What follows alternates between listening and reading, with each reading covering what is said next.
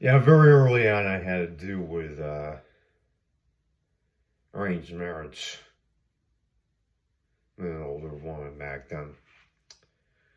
And here's the thing about me, for much of my life, I've been like a 6 foot 2.5 kind of little guy, basically, you know. And usually there's films about me, usually bandied about, and it portrays me as, for some reason, a lot taller than what I actually am. And usually portrays me as, believe it or not, a lot wiser than what I actually kind of see within myself. And this is more out of a loving kindness to myself to not fall into being a stereotypical wise old man. Uh, and here's why that has to do with the old Sal lambda male concept, whereas a guy like me is basically supposed to focus more on something like affluence and eccentricity and taste, basically. Not really on being wise, even though basically everyone should be smart with their decisions.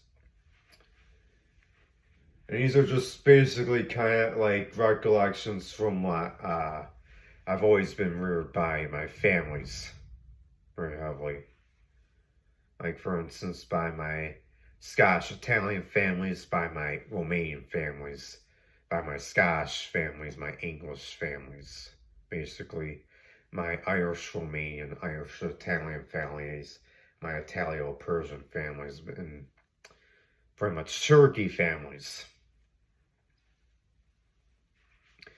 which is to never veer away from the concept of the light, basically. And whenever I've withdrawn and very heavily felt the wanting to withdraw, usually due to very persistent meditations on my life, on very gloomy concepts, the light usually draws me near to find a guitar work out, or force me to buy things, or force me to act out in spontaneous ways that have given me psychiatric help in the mental hospital. And here's why. Um, I'm not supposed to withdraw at all.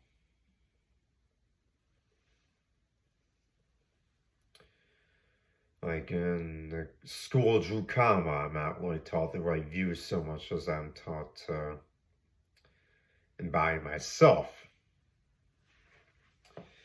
And embody myself in connection to the light, and embody the light itself.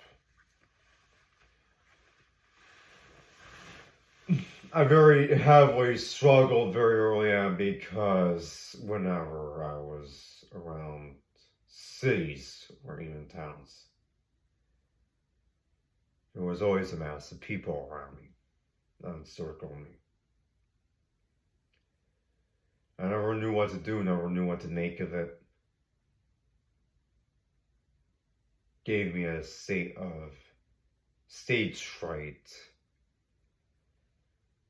and the feeling of vulnerability, basically. The feeling of all eyes watching down on me, and the feeling of persistent adoration, even though I never saw myself as this kind of like lovable darling whatsoever in any way. And in reality, I never really wanted to even see myself as a Sigma male, let alone even a darling whatsoever. I was kind of more interested in just reading what I can from books, and usually high fantasy is what I usually tend to be attracted to. high fantasy from different types of esoteric authors, basically. And it's very hard for me to get into religion, even. Very hard for me to uphold myself, believe it or not, as a Muslim, even though, well, this is what happens when you're caught into Islam. You buy different versions of the Quran. And usually one book tells a different story, if it's a genuine book. And I'm told along this, as long as you're young, be miserable. That's basically a Muslim teaching. Speak of the devil when you're around the public, an Orthodox saying. You deal with making friends with the beast. You don't deal with warring yourself off of it. When you're an unworthy man, you deal with the void. When you're a likable, attractive man, you deal with the light. When you deal with the light, you deal with the masses. When you deal with the masses, you must uphold yourself. Basically, just recollections of teachings from various strict teachers in my life, as well as the enablers of putting myself out there as basically kind of this masterful and very much filled with very much clever sayings, basically. And usually upholding myself to keep my hair long, and to even wear these clothes as a way of wearing your heart on your sleeve.